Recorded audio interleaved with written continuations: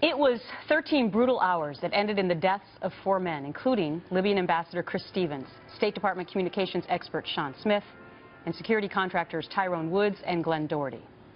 Events unfolding that led to blame, alleged cover-ups, select government committees, and countless hours and hours of hearings. Well, now a brand new movie is out next week based on the September 11th, 2012 Benghazi attacks, and it's called 13 Hours, The Secret Soldiers of Benghazi. You have a U.S. ambassador at risk. You got to send us. You're not the first responders. You will wait. Let's go! We gotta move! We have no jurisdiction in this country. We're not even supposed to be here. Losing the initiative. Stand down! If you do not get here soon, we are all gonna die. none of you have to go. We are the only help they have. And joining me now are the guys that fought bravely and lived through that fateful night: Chris Tonto Peranto, John Tig Tigan, and Mark Oz Geist. Great to have you, the three of you here on The Real Story.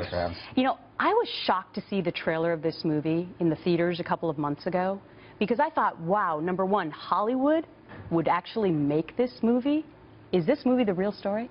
Yeah, it is. It's a real story of what happened on the ground. The only people that know what took place on the ground that night is us.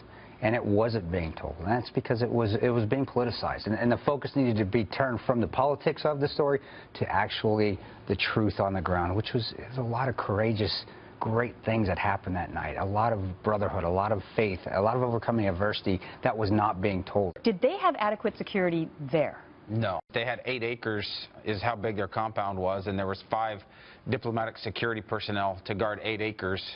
And then they had 4 February 17th Martyr Brigade local Libyan militia who were contracted as their backup. And so they didn't have guys like you? No. All right. We can't appreciate the work that you guys do because we have no way to understand the experiences that you had minute by minute on that horrible night. And that's what this movie does, is it shows the American people the bravery that you guys had in your efforts. And I want to show the timeline so that everyone has a better understanding of exactly what you did. So here's just a fraction of those 13 hours.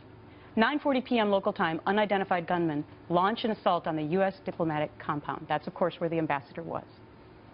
Less than a half hour later, 6 CIA team members, 3 of the guys here, head from the annex to the consulate. Now, Tig, you wanted to go. It's in your blood, all 3 of you, to go, right? And what were you told?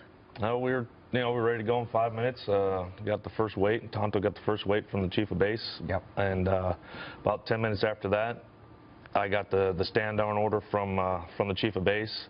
And about another 10 minutes later, so now you're looking about 25 minutes, and you got told to wait again. And the last one was the state guys are on the radio saying, "Hey, if you guys don't get here, we're all going to die." And during that 25 minutes, we're still listening to the guys on the radio, pretty much playing for help, because they had nobody over there, just bad guys running around the compound. All right, so you defy orders. Sure. And you go to the next part of the timeline.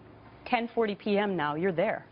The consulate is engulfed in flames. The rescue team searches you guys for the ambassador in Villa C. You also try to reach a safe room, but you are unsuccessful. So Tonto, tell me how you're looking through this blistering smoke to try and find the ambassador. And that's is you are not only that, but you're trying to go over. There's 3 other buildings that we have to clear to find all the rest of the State Department guys. So when you're going in that building, and Tig went in the most, but I remember going in there, and Tig did a best example where he said it felt like a brick oven. It did. It felt just like a pizza oven. You went in that front door, and it's just like you hit a wall of black smoke and flame, and it just kind of pushed you back. And you really had to get your senses about you, take a deep breath, and run in, and all you could do is feel around and try to feel for bodies, feel for people, because you couldn't see anything. It was pretty awful. All right, so you don't find the ambassador. No. And a short time later, the first victim, Sean Smith, is pronounced dead, believed to be from smoke inhalation. That was hard, because you never go into a battle thinking you're going to lose anybody. You know it's possible, but when it actually happens, it does take you back for a second, and you got to realize, okay, get your mindset back right. Let's get this figured out. Okay. It was hard. Now 11:30 p.m. CIA officers leave the compound and head to the annex. They reach it in 6 minutes. It's about 3/4 of a mile away, right? So for the next hour and a half, a group from the consulate arrives. The secret CIA site comes under attack by small arms fire and rocket-propelled grenades. 1:45 a.m., Ambassador Chris Stevens dies. He died, and again, due to smoke inhalation. 5:15 a.m., several mortar fires hit the CIA roof again, killing security contractors Tyrone Woods and Glenn Doherty. Other Americans seriously injured in the 11-minute assault. Oz, you were one of them. Yes, I was. Your arm was basically hanging off. Yeah, about from here off, kind of hanging 90-degree angle. I got hit in the neck, chest 3 times, up and down my legs and arms, probably 20, 30 holes. For you guys, was the greatest confusion not knowing who were your friendlies? That's what terrorists are good at. They're good at blending in. That's a good tactic that they use. And it is. It's confusing. And you really don't know who your bad guy is that you're supposed to be fighting until they start shooting at you. That's what makes it easy. If they're pointing a gun at you, they're the bad guy. Yeah.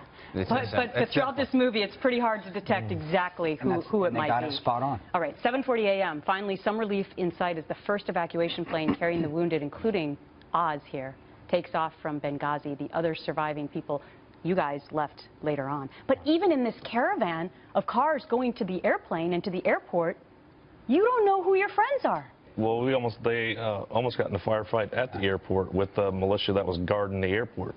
But we just happened to have a bigger militia at the time, so we got in. It's a question of faith, and you just have to trust that these are the right guys. And you're right, they may not have been. And if they weren't, well, then we wouldn't be talking with you today. But we got lucky, or we're blessed. So over the last couple of years, a lot of this discussion has been political. And who's to blame, and what the administration did, and what the State Department did. Do you guys have any political message in any of this? No, I mean, you can't have politics involved in the saving of lives. Because and there's no politics in doing what's right. Because that's what happened that night is the decision was made. We had to make the hard decision of going over there. And because we went over there, rescued the rest of the people at the State Department compound, got back, and still, after the 3 attacks, saved more than 2 dozen lives at our place. I mean, had we not made the decisions that we did, there wouldn't have been 4 dead. There would have been closer to 30 dead. Did any of you get in trouble for going against orders? Because we saved lives, we did not. Now, were we told to sign multiple non-disclosures? Yes, that did happen.